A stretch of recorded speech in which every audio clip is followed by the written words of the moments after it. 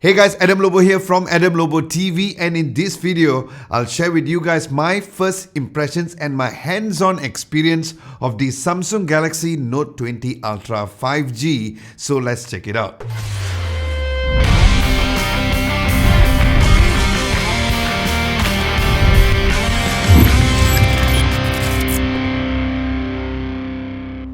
Now starting from the design, looking at the back, the phone felt pretty solid and super premium as usual, where the front and the back is made of the new Corning Gorilla Glass Victus, which is currently the highest grade and the toughest glass from Corning, with a stainless steel frames at the side, where it had a similar boxy kind of form factor, which I really liked as usual.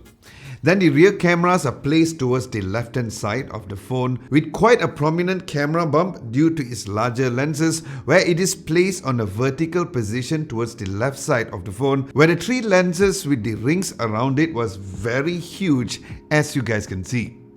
And the ultrasonic fingerprint sensor for the in-display fingerprint sensor is still one of the fastest that I've tested, just a tad bit faster than the Samsung Galaxy S20 Ultra. Now the Note 20 Ultra comes in three colors for you guys to choose from. The one which I have is the very unusual color for the Note 20 Ultra, which is the Mystic White. Hashtag white love, of course. Then it's also available in Mystic Bronze and Mystic Black. Now as for the phone screen, the Note 20 Ultra has a massive 6.9-inch dynamic AMOLED display with almost no bezels, and who doesn't love a nice high-quality screen, as yet again this is another amazing smartphone display with a resolution of 1440 by 3088 pixels WQHD+, and is also equipped with the HDR10+ certification.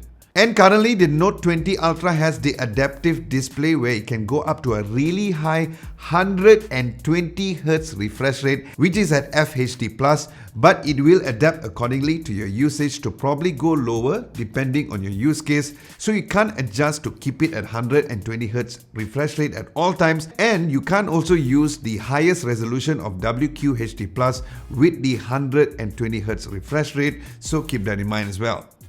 Then the front camera is right in the middle, similar to the previous Note 10 series, with the laser cut Infinity O, which is slightly smaller than the Note 10 series.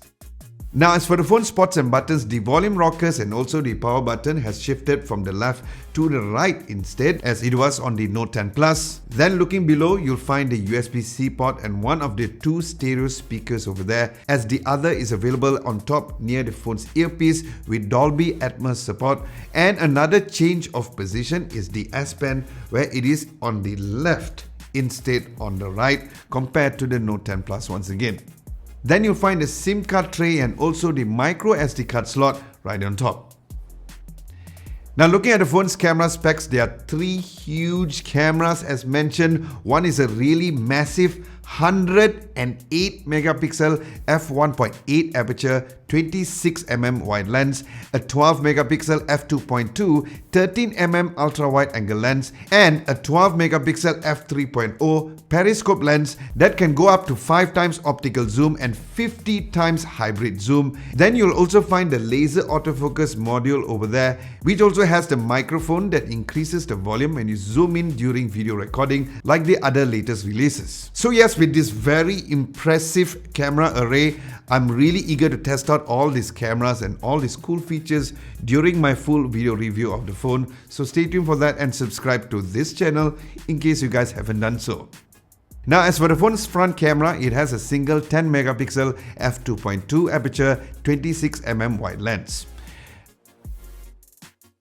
Now looking at the phone's video taking capabilities, like the S20 series, it records up to a massive 8K 7680 by 4320 resolution at 20 frames per second. Now some may call it overkill, but being a person who shoots 6K resolution for all of my YouTube videos, I really appreciate it.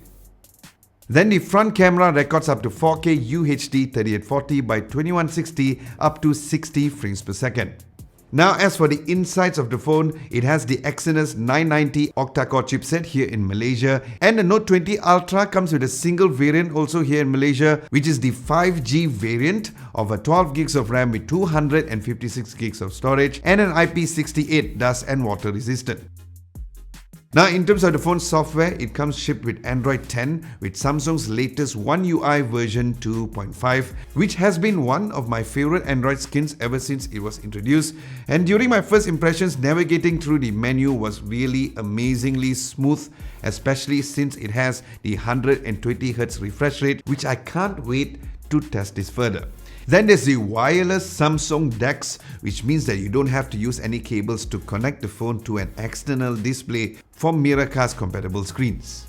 Now, as for the S Pen, the biggest improvement here comes with a massive response time to a super fast 9 milliseconds, where during my first impressions, it felt like I was writing on a paper. So yes, when Samsung mentioned that it had an improved S Pen, it is really an improved S Pen. And a cool little thing to note, in case you guys just heard it, there's an added sound that it makes when you're writing or even erasing on the Samsung Notes, which is kind of cool too. Check it out.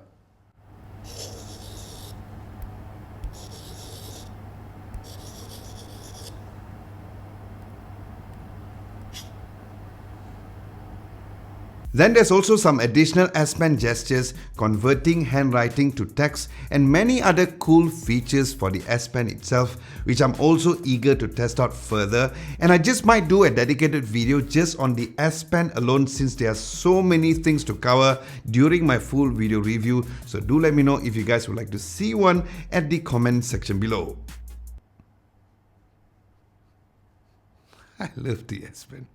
Now, as for the phone's battery, the Note 20 Ultra comes with a battery capacity of 4500 milliamps with fast charging up to 25 watts instead of 45 watts, so keep that in mind. Where the 25 watt charging brick comes inside of the box, which was nice to know. And since it is a premium flagship device, it has wireless charging and reverse wireless charging as well. So stay tuned once again for my full video review when I use the phone as my daily driver to find out how much of a battery that I get daily on the Samsung Galaxy Note 20 Ultra.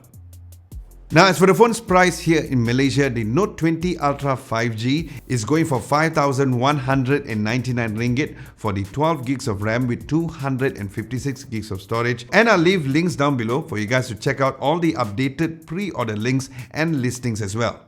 So guys, with this, do let me know what you guys like to know about the Samsung Galaxy Note 20 Ultra at the comment section below. And as usual, I'll reply your comment directly when I do my full video review later on over here. Aside from that, thank you so much for watching. Hope you guys enjoyed my first impressions and my quick hands-on video on the phone. And if you did, be sure to give this video a nice big thumbs up, like, share and subscribe to Adam Lobo TV if you haven't done so. My name is Adam Lobo and I'll catch you guys in my next video.